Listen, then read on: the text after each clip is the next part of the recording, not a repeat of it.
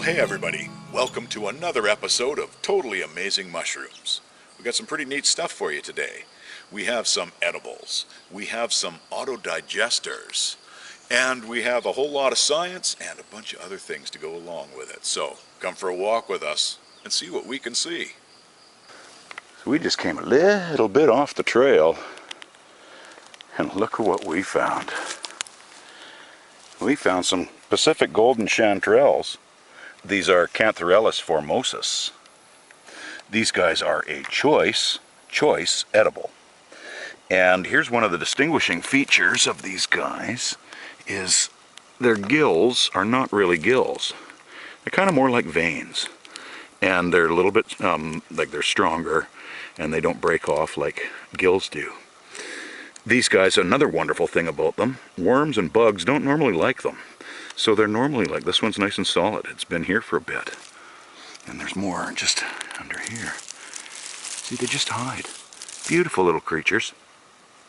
But boy, is there a whole lot of science background on these guys. You know, they've got everything.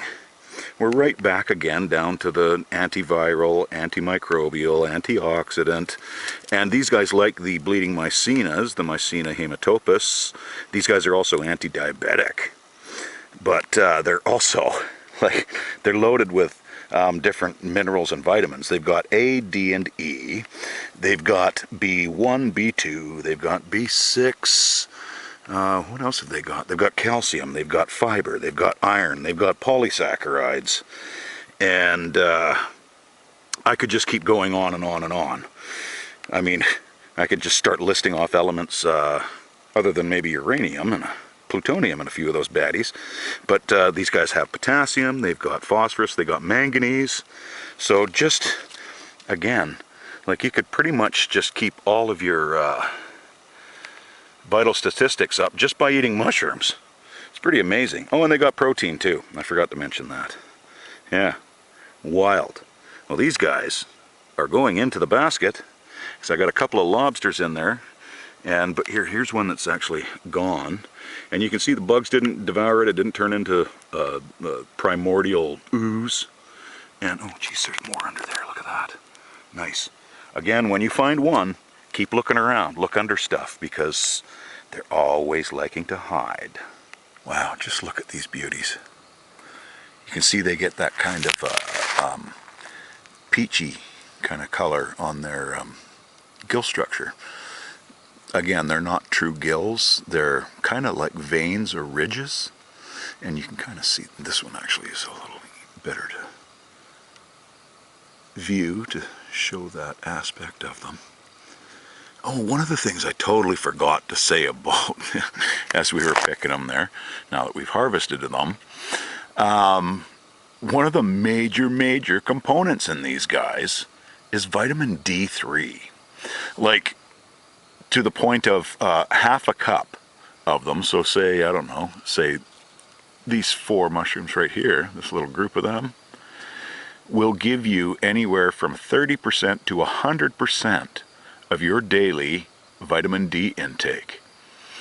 And one of the neat things about wild harvesting is like a lot of the store-bought stuff, because it's grown indoors with fake lighting and whatnot, fake sunlight and that kind of thing, they don't have all the nutrients that they have out in the wild.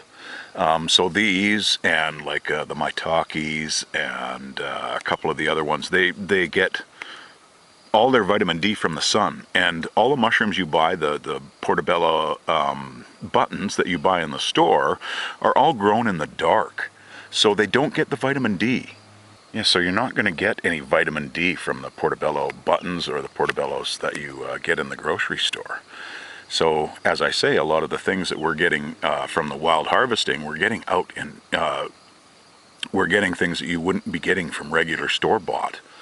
So that's awesome. Like these guys have, I don't think I mentioned copper, and I don't think I mentioned phosphorus and potassium. And then on top of all of their wonderful benefits that they have, these guys have a really nice, sweet, almost kind of a fruity kind of flavor. They actually, you know, you look at this peachy color and you go, oh, I wonder if those are kind of peachy. They almost kind of are. They're just absolutely delicious. Total bonus for me, and been really, really happy with it.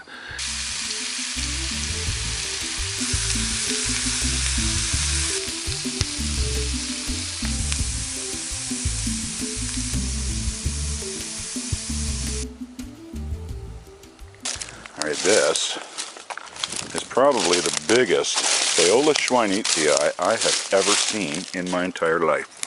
Look at these guys. They get to be monsters. Like, it's just, here's another one. It's not the same one, but wow, man. You can just imagine the dyes that they could get out of these things. Just wicked. I know we featured them lots of times before, but their colors are just absolutely magnificent. Wow.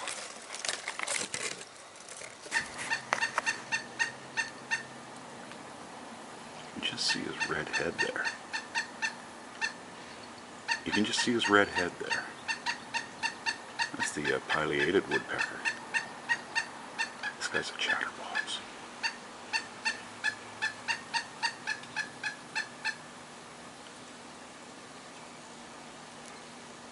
I was not expecting to see this, or at least what I think it is.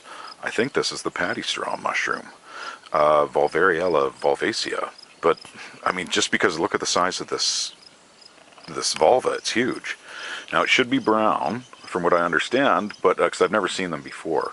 But you can see this one's turning brown quite a bit. So this might actually be that mushroom. But I just know that it was introduced into North America. It's cultivated in China and the Philippines and India. And I did some reading up on it a while back, and I do remember that it had anti-cancerous properties and it had immunoregulatory properties as well. But yeah, beyond that, I don't know much about it, if that is this mushroom. Now, I have never seen the Rusula brevipees in this area before. So they're coming up everywhere. Now, I've got nothing against the brevipees. I actually quite like to eat them, honestly. However, I do like eating the lobster mushrooms much more. So, I've been taking my cuttings from my lobster mushrooms and I've been playing Johnny Appleseed. I've thrown a little chunk of one under here, left them alone. I threw a chunk under that one, left it alone. And I've done it with a few of them. So, as long as these guys don't get to it, should be okay. So it should be interesting to see if next year we get lobsters instead of the brevies.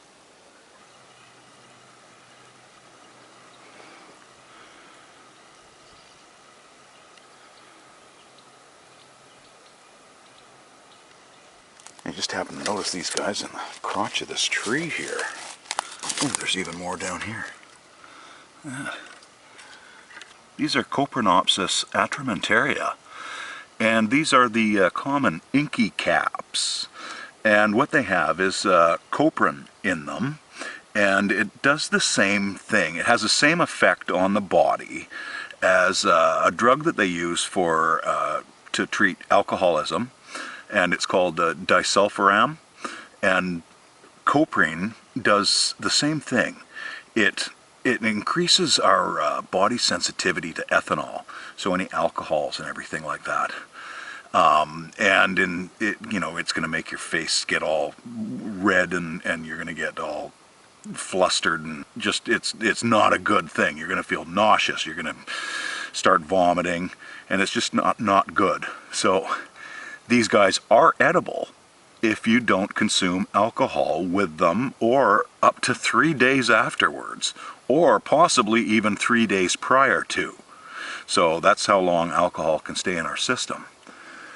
And it's just, yeah. So myself, it's not a problem because I quit drinking a couple years back.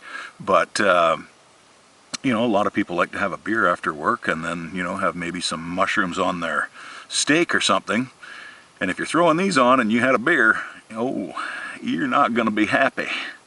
So err on the side of caution with these guys. Now years and years ago, because these guys turn into an ink, like they turn into a black ooze, and this one here's actually kind of on its way. You can see it. See it there? Some of the slugs have been snarfing on these guys. But these caps will flare out like that, and they'll kind of curl up at the edges, and they'll curl in like that, and it'll be completely flat topped. So you can see that they're kind of conical at the moment, and they're not as pleated as like the mica caps, the Coprinellus micaceus. Those guys are delicious, by the way, and they don't have the coprin in them, which is odd. So you don't have to worry about consuming alcohol with the mica caps. But these guys, the common inkies, you do. So be careful if you're wanting to have a beer and mushrooms, or beer with your mushroom dinner. Yeah, you're gonna get pretty sick. See what they're doing here? This has been 24 hours since I took that other shot. See how the margin's curling inward? These guys are gonna start turning into black ooze. These guys have already, well, they've mostly been devoured by slugs, but it's when they start doing this kind of thing. These other ones have been eaten by bugs too. But yeah, so I mean, when it gets to this point, you're not going to want to try and eat these, alcohol or not. You know, any fungus that gets beyond its point, it can be toxic and get us quite ill. So there's another thing to keep in mind, my friends. And we'll give it another 24 hours and I'll see you then. All right. This is them 48 hours now later. Wow, look at the change.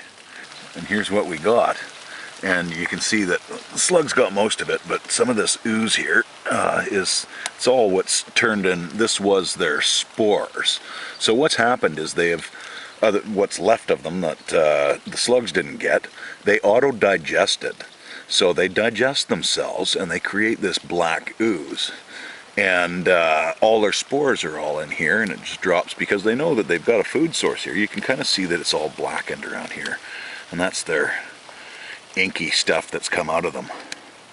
All right, so I actually found, while we were waiting for these guys to auto-digest, I found some mica caps.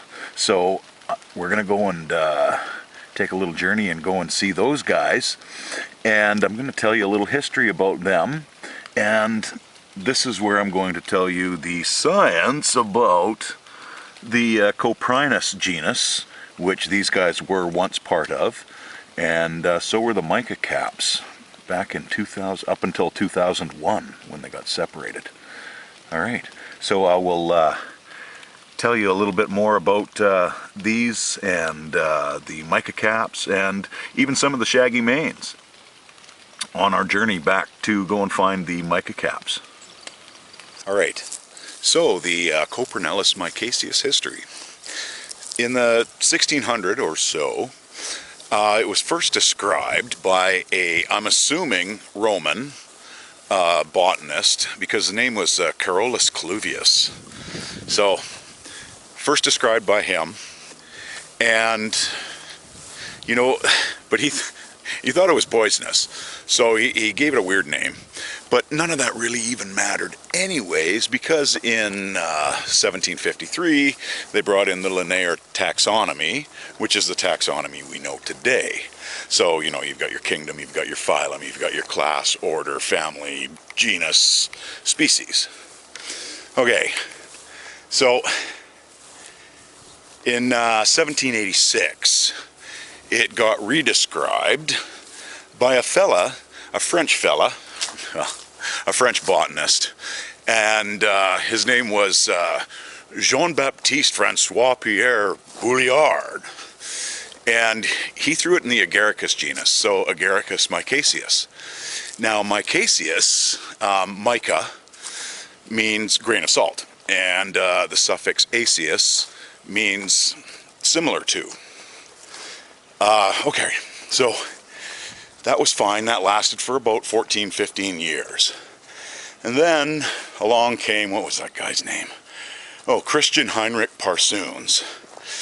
And he took all of the auto-digesting mushrooms and threw them into the Coprinus group, and that became the Coprinus genus. Anyway, so that lasted for a long time, till about 2001. 2001, it got renamed and took them out of the Coprinus genus, put the Mycasius into the Coprinellus, took the Atramenteria out of the Coprinus genus, and stuck that one into the Coprinopsis. And, the shaggy mane, that's Coprinus comatus, that stayed in the Coprinus genus. Alright, so now we're just coming up onto these little guys right now, and I'll tell you a little bit more about them. Look at these little Coprinellus Mycasius buttons. Aren't these just little sweethearts? They're all around the base of this alder tree. And there's a couple over here that are already, their caps are opening up. Hang on, I'm just gonna, sorry, excuse me here, Mr. Tree, I didn't mean to do that. Alright, let's get in here as close as we can, because the name Mycasius is for a reason, and they have, branch breaking behind me, that wasn't my camera, thank goodness. I'm just hoping this is going to focus. They've got these little tiny little pieces of mica, well, it looks like mica, hence the name Mycasius, and it makes them kind of glisten in the sunlight. But these guys aren't real sunny lovers, really. They love to hang out in the crotch of trees and things like that. And oh, there's some in amongst them, some Strobilurus trellisatus. That's cool. But yeah, these guys, just sweet, sweet, sweet. And I'm gonna say these are so delicious. Look at them all. They're just coming in scads, which is great. They always come after the rains, and just amazing. But yeah, it's these guys I like to cook up in butter, and I cook them very low and for quite a long time, and they turn into these little crisps, and they're just delicious, absolutely great. Now these guys do not have the coprine in them, although they are related to the alcohol anchicaps, which we've highlighted on the clip right previous here.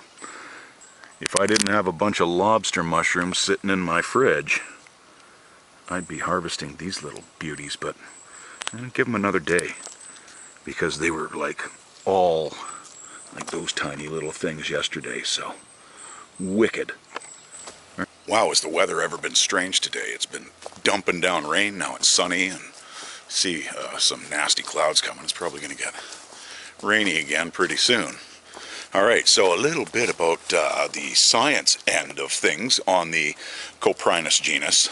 And just to make things easier, so I'm not saying Coprinellus and Coprinopsis and all of that kind of stuff. I'm just going to say Coprinus because they only did the testing in 2006, which was 5 years after they named it. So a lot of people still use the Coprinus genus, and that's fine.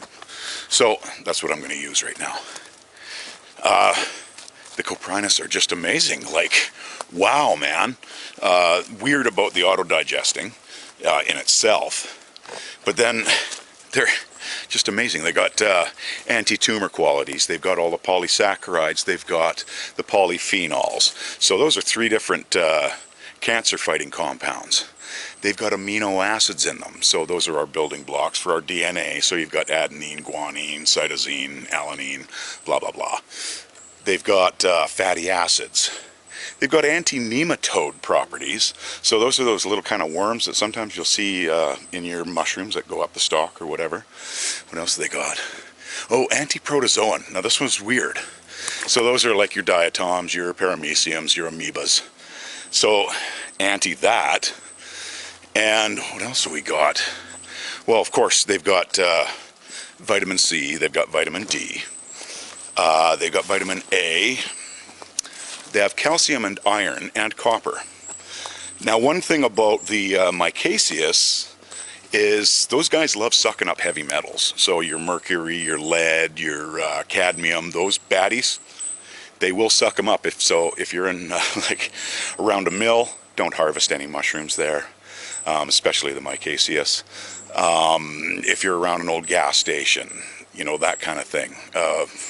Old wharves and stuff like that down on the ocean. You got to be really, really careful. They've also got hypoglycemic qualities. They've got anti-diabetic qualities. They've taken about 6 of the Coprinus genus, and they've done all this testing. And I probably maybe listed off half of what's in there. So, just completely amazing, and just so great. Anyways, let's move on, and I really hope I'm not boring everybody with all this information, but sorry if that is the case. But either way, we got to carry on, because we got more things to see. Due to the graphic nature of the next clip, viewer discretion is advised. I'm coming along and I happen to see this, and I'm going, look at the size of that lobster mushroom. It's not a lobster mushroom, my friends. Those are guts, and that is a big beaver tail. This is Castor canadensis, was Castor canadensis, and I have no idea what got it and ate it. I have no idea. Wow. That's pretty amazing. Could have been a dog that was just running, you know, loose that does that kind of thing. Could have been a cougar. But we're going to get out of here because little dog's going to want to roll all through that. So, and I do not want that smell. No, you're not going in there. No, come on. So while I had my nose to the ground looking for some Lactarius, I came across these little beauties. Look at that. Okay, I'm going to bring this guy up and I'm going to show you. Okay, so this is R. Scalpium vulgare. This is a toothed fungus. Oh, look at that. There's an old one on this one too. Okay, that's probably last year's. So let's see if we can get focused on these teeth. Absolutely. Really neat. Okay, so R. Scalpium. So Rs means ear, and scalpo means I scratch, but it, you know, they've renamed it to a common name to ear pick, and it's also got the tooth cone fungus and several other things. All right, so this one back in the day, so it was originally described by the father of taxonomy, the current taxonomy, Carl Linnaeus, and he took this one and 4 others and stuck them in the Hydenum genus, and so that was really cool, and everything was good, and went along 70 years with that name. Then Samuel Frederick Gray, he was a British botanist. He wrote a book, and the book is called, oh man, I can never remember the name of this, The Natural Arrangement of British Plants. Wow, okay, cool. So he described them again in this and made a new genus for them, Arascalpium. And this book was a little bit of controversy over it because he used some the plant taxonomy rules, and a few people didn't like that. In particular, a couple of British botanists named Kuntz and Banker. So I'm sure there was a few nasty British glares going across the laboratory at this guy. Nonetheless, so those 2 guys tried to get it renamed to back to R. Scalpium, but that's not allowed in taxonomy, the tautonymy actually, having the same genus and species name. So anyways, there's a lot of controversy over this. And then later on, his son, John Edward Gray, here's another son, but you know, nobody really cares about him. And John Edward said that he wrote most of the book. So that's really bizarre in itself. What else do we have about this guy? So as far as testing goes, they have taken these and 3 others. So they've taken the R. scalpium vulgare, and I've just grabbed one of these on the forest floor, the Strobilurus trellisatus. Okay, there we go. And there's another one, it's a Mycena, that also likes to grow on cones. So, dun dun dun dun, how wild is this? I thought these were baby R. scalpium till I rolled this over, and I know the camera's not going to pick this up. But it's got gills on the underside, and it's got all the colorings of Mycena. So I'm not sure what the species name of this one is, I am sorry. And there is one other genus that also got tested as well. The reason why they were testing them was not for health benefits. It was for encapsulated nutrients. So you've got like your ectomycorrhizal ones that grow on the floor, and they've got all this area and all kinds of food and nutrients at their fingertips, basically. And then you've got the brackets that do the logs and all that kind of thing. It's no different from, it's just the circle of life, right? It's like animal dies in the forest, and in come the turkey vultures and the crows. And then you got the dipteras, the flies, they come in and start laying eggs, and they're doing their thing, and eventually there's nothing left.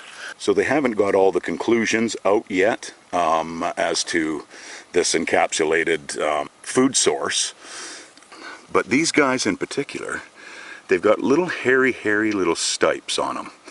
And they're very, very wiry little stipes. And then the cap comes out of the side there. Now, they say they're inedible, but I have seen some documented history where Spain and I think France eat the caps, and have for years. I don't know. So, but nonetheless, they're just real sweeties. Oh, and also these guys can form another stipe can come out of the side, and actually several sometimes, and then they'll come up and it'll look like almost like a little candelabra of these guys. Sometimes they don't have a cap because they don't have enough nutrients or whatever to push one out, which is a good point as to whether the cones are sustainable for different species, which obviously they are, because there's 4 that inhabit it, and here are 3 of them right here. So that's pretty wild. The R. scalpium like fairly new cones. The Strobilurus would rather have kind of a rotting cone, or one that's old.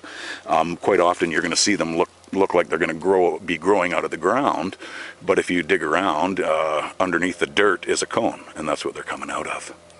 And the Mycena like an older cone as well. So a beautiful little trilogy of different cone-loving mushrooms. Back in the day, they classified fungi as cryptogamic plants. So bizarre.